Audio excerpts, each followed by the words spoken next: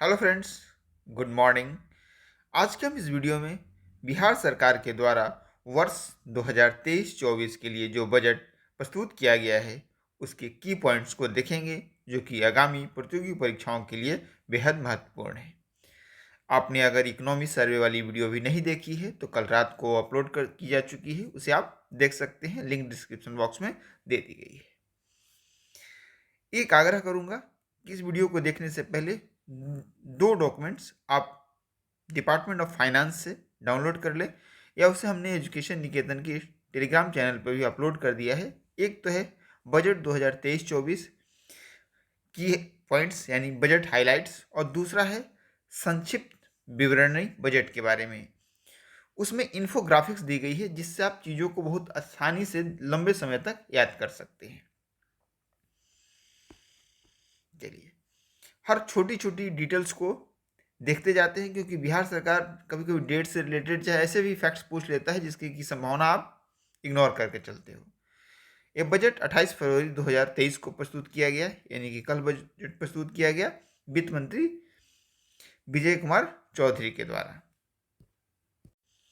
जैसा कि आप सभी जानते हैं कि बजट के एक दिन पहले यानी 27 फरवरी को इकोनॉमी सर्वे प्रस्तुत किया गया था। इस बार का जो बजट का साइज है, जिसे आप सामान्य भाषा में कहते हैं कि इस बार का कितने का बजट रहा, तो बजट रहा 2,61,885.40 रुपए का। यह पिछले साल के बजट के तुलना में जो बजट ये आंकड़ा है वो उसमें 10.18% की वृद्धि दर्ज की गई है। इसमें अगर स्कीम एक्सपेंडिचर की बात करें तो लगभग 1 लाख करोड़, और इस्टेब्लिशमेंट और कमिटमेंट्स एक्सपेंडिचर्स जो है वो 1,61,855 करोड़ है। आपको बस ये वाला डेटा एकदम लास्ट तक याद रखना है, 2,61,885.40। बाकी इन आंकड़ों को आपको मगअप करना जरूरत नहीं है, एक बार बस केवल देखते चलें। इसके बाद कुल राजस्व प्राप्तियां और पूंजीगत प्राप्तियां, इन दोनों को जब आप मिला लेते हैं तो कुल प्राप्तियां प्राप्त होती हैं, वो है 2,62,85.40 रुपए। इस आंकड़े को भी आप याद करेंगे, यानी कि जो राज्य का कुल प्राप्ति है वो कुल बजट से, कुल व्यय से ज़्यादा है। इसमें राजस्व प्राप्तियां हैं 2,12,326.97 रुपए। पूंजीगत प्राप्तियां हैं 49,758.44 करोड़। राजस्व व्यय है 2,07,848.00 रुपए। अब कुछ इंपॉर्टेंट डेटा मैं बताता हूं जिनको कि आपको याद रखना है। राजस्व बचत, राजस्व की जो प्राप्तियां हैं और राजस्व व्यय है, अगर उसको माइनस करते हैं तो जो राशि बचती है उसे हम बोलते हैं राजस्व बचत। तो इस बार राजस्व बचत जो रहा है 4,478.97 रुपए है, तो इस आंकड़े को आप याद कर लेंगे। परसेंटेज की बात करें तो 0.52% है ये जीएसडीपी का। राजकोषीय घाटा 25,567.83 रुपए रहा। ये भी वो आंकड़ा है जिसे आपको एकदम याद कर लेना चाहिए। परसेंटेज 2.98% है। इसका हम ग्राफ दिखाएंगे कि पिछले 3 वर्षों में किस तरीके से राजकोषीय घाटा को बिहार सरकार नियंत्रित किया है, और ये लगातार इस तरीके से ग्राफ है। ग्राफ पर जब चीज़ों को आप देखेंगे तो आपको चीज़ें ज़्यादा लंबे समय तक याद रहेंगी। चलिए, तो इन फैक्ट्स को हमने मगअप कर लिया कि इस बार का जो बजट है वो 2,61,885.40 का है। पिछले बार का जो बजट था हमारा 2,37,691.19 करोड़ का था, और जो वृद्धि है वो 24,194.21 रुपए की है, जो कि 10% के लगभग वृद्धि यानी 10.18% की है। इन आंकड़ों को मैंने पहले आपको बता दिया ऊपर में। इसके बाद जो आत्मनिर्भर बिहार के लिए 7 निश्चय 2 चल रहा है, जिसकी की समयावधि है 2020 से 2025। इसके अंतर्गत वित्तीय वर्ष 2023-24 के लिए विभिन्न विभागों के लिए जो कुल आवंटन की गई है वो 5,000 करोड़ रुपए है। तो इसे भी आपको याद कर लेना। जिन आंकड़ों को मैं कह रहा हूँ कि आपको याद कर लेना है, उसे आप बिल्कुल मगअप कर लें। इसके बाद अगर जो वर्ष 2023-24 में राजस्व एवं पूंजीगत व्यय की बात करें तो 2,07,848, जैसा कि मैंने आपको ऊपर बताया, और 54,037 जो है वो पूंजीगत व्यय है। परसेंटेज आप इसका जरूर याद रखिएगा कि जो कुल अनुमानित व्यय है 2,61,885.40, उसमें 79.3% जो है आपका वो राजस्व का है और 20.63% पूंजीगत का है। दूसरा जो आपको परसेंटेज याद रखना है कि जो विकासात्मक कार्य हैं उसके लिए 63.91% इस बार रखा गया है, और जो आपके गैर विकासात्मक कार्य हैं उसके लिए 36.09% रखा गया है। कुल राजस्व प्राप्तियों जो है वो पिछले वर्ष की तुलना में 15,622.46 करोड़ रुपए से अधिक है। इसके बाद राज्य के अपने स्रोतों से कर राजस्व के रूप में 49,700 करोड़ रुपए प्राप्त हुए हैं, जो कि पिछले वर्ष की तुलना में अधिक है।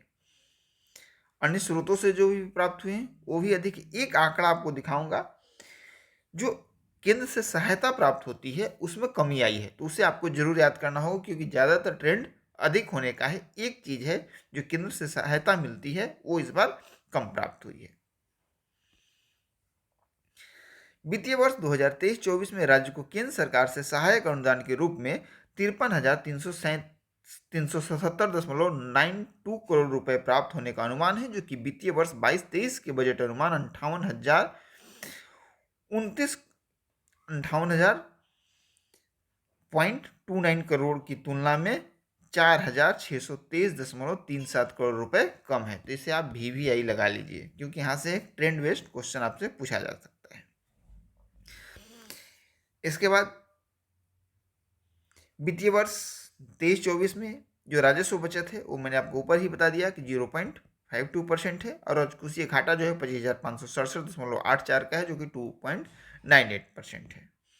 अगर हम विभिन्न विभागों की बात करें तो सबसे ज़्यादा जो स्कीम एक्सपेंडिचर रखा गया है वो शिक्षा विभाग पे है। याद रखिएगा कि टॉप 3 में न स्वास्थ्य है, न एग्रीकल्चर है, न पथ निर्माण विभाग है। जो टॉप 3 के विभाग हैं वो शिक्षा विभाग है, ग्रामीण विकास विभाग है और समाज कल्याण है।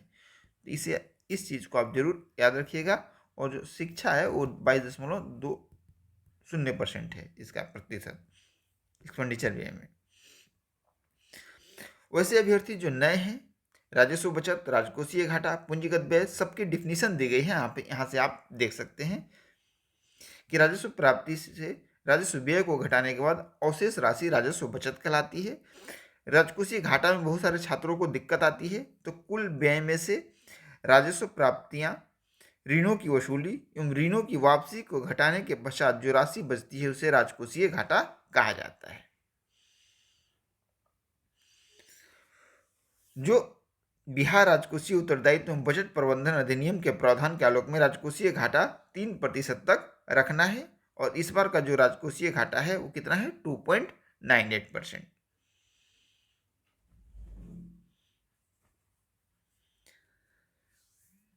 इसके बाद जो सबसे इंपॉर्टेंट चीज आपको याद रखनी है, वर्ष 2023-24 के अंत में लोक ऋण 2,76,165.43 करोड़ रुपए अनुमानित है, जो कि GSDP का 32.15% है।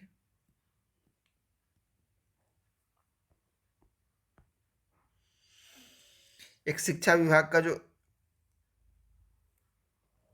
एक्सपेंडिचर नॉन एक्सपेंडिचर टोटल जो बजट है उसे आप ध्यान में रखेंगे कितना है,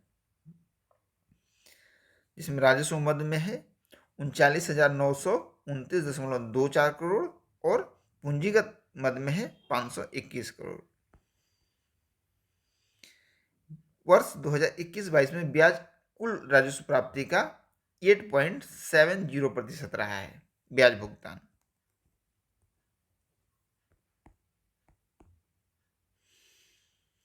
देखो यही ट्रेंड मैं आपको दिखाना चाह रहा था कि राजकोषीय घाटा में लगातार कमी आई है।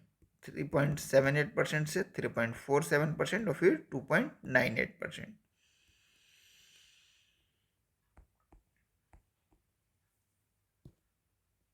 अब जो दूसरा हमारा डॉक्यूमेंट है बजट 2023-24 का संक्षिप्त परिचय, इसमें इन्फोग्राफिक्स के जरिए चीज़ें दी गई हैं। तो पहले तो एक ब्रीफ चीज़ देख लेते हैं। वर्ष 2021-22 में यहाँ वैश्विक आर्थिक वृद्धि दर 6% रही। वर्ल्ड लेवल पे कितना रहा? 6%। भारत का कितना रहा? इंडिया का रहा है 8.7%। 21-22 की बात हो रही है। और बिहार का कितना रहा है? तो 10.98%। इसी के आधार पर इन्होंने कहा है कि जो बिहार की वृद्धि दर है वो केंद्र की जो वृद्धि दर है उसकी तुलना में जहां 2.28% अधिक है, वहीं वैश्विक वृद्धि दर की तुलना में 4.98% अधिक है। ठीक है, इस फर्स्ट पैराग्राफ का लवोलुआब यही 3 फैक्ट्स है। अगर आप बिहार की आर्थिक परिदृश्य को एक ग्राफ्स के जरिए देखें तो इस बार वृद्धि दर, जो वास्तविक वृद्धि दर 21-22 की, वो 10.98% है, लेकिन जो बजट अनुमान है 23-24 के लिए वो 15.24% है। तो जब प्रश्न पूछा जाए आपको परीक्षा में तो आप जरूर इस बार तो देखिएगा कि आपसे पूछा क्या जा रहा है। बजट अनुमान 23-24 पूछा जा रहा है या 21-22 की वास्तविक वृद्धि दर जो बजट में बताई गई है वो पूछा जा रहा है। इसके बाद जो राजकोषीय घाटा का हमने आपको अभी ग्राफ की बात की थी, देख लीजिए यहाँ पे 3.78, 3.47 और 2.98। ब्याज भुगतान का कुल राजस्व प्राप्ति में हिस्सा, तो कुल राजस्व प्राप्ति में हिस्सा कितना है इस बार? 8.64%।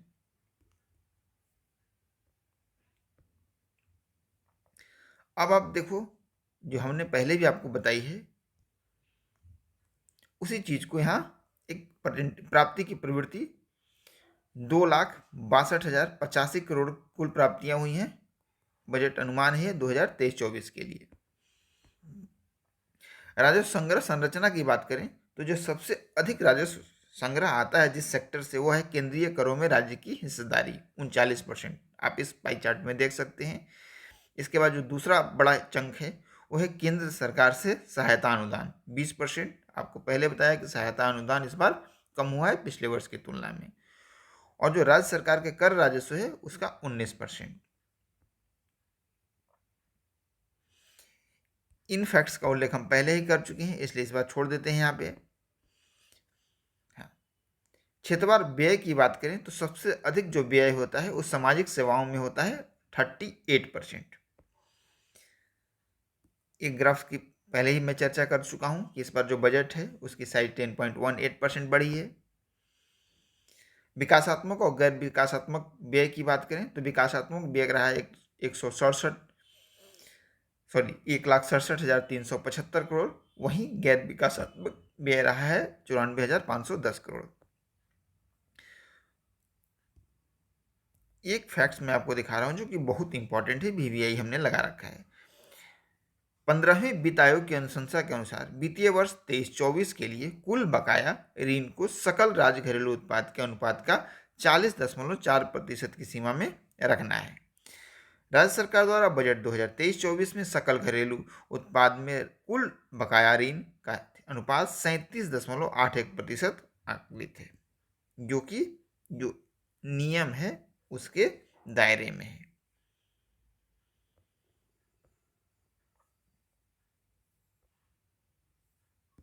उसी चीज को यहाँ ग्राफ के जरिए दिखाया गया है।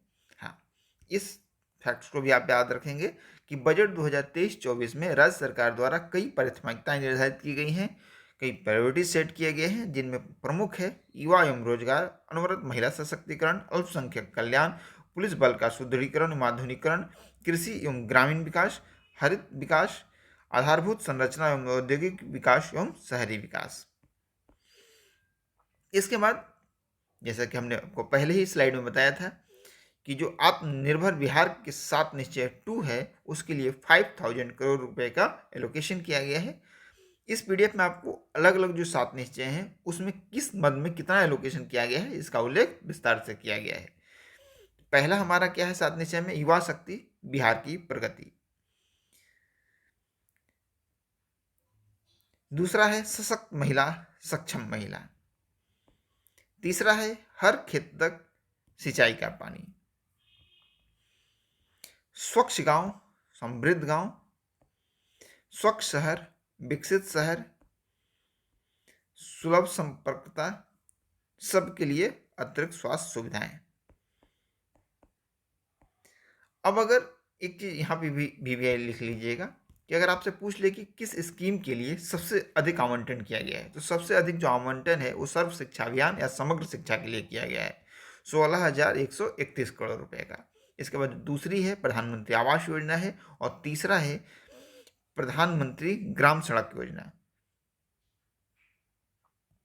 टॉप 3 जो स्कीम पे एलोकेशन है उसे याद रखिएगा, कम से कम पहले तो याद ही रखिएगा, सर्व शिक्षा अभियान या समग्र शिक्षा।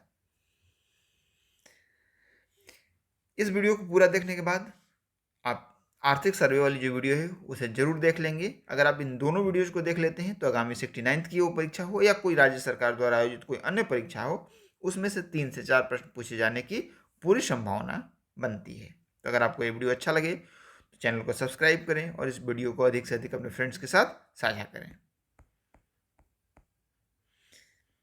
लास्ट में मैं आपको एक ग्राफ दिखला देता हूँ जो आप काफ़ी खोजते रहते हैं कि रुपया कहाँ से आता है।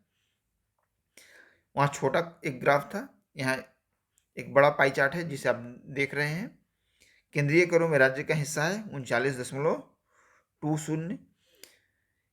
इसके बाद ऋणों की वसूली, लोक ऋण, दूसरा बड़ा हिस्सा केंद्र सरकार से सहायता अनुदान, तीसरा बड़ा हिस्सा राज्य सरकार के कर राजस्व। देखिए राज्य सरकार के कर राजस्व और लोक ऋण में जो अंतर है ना वो बहुत कम का है, इसलिए याद रखिएगा तीसरे नंबर पे राज्य सरकार के कर राजस्व है। अब रुपया जाता कहाँ से है? अभी हमने आपको बताया सामाजिक सेवाओं में सबसे ज़्यादा जाता है, इसके बाद आर्थिक सेवाओं में जाता है, दूसरे नंबर पर सामान्य सेवाओं में, सबसे पहले सामाजिक सेवाएं, दूसरे नंबर पर सामान्य सेवाएं और तीसरे नंबर पर आर्थिक सेवाएं। तो ये रहा एक ब्रीफ बजट का आइडिया। अगर आपने इतने फैक्ट्स कम से कम मगअप कर लिए तो आप आराम से जो परीक्षा में आपसे प्रश्न पूछे जाएंगे उसे आप करने की स्थिति में रहेंगे। धन्यवाद।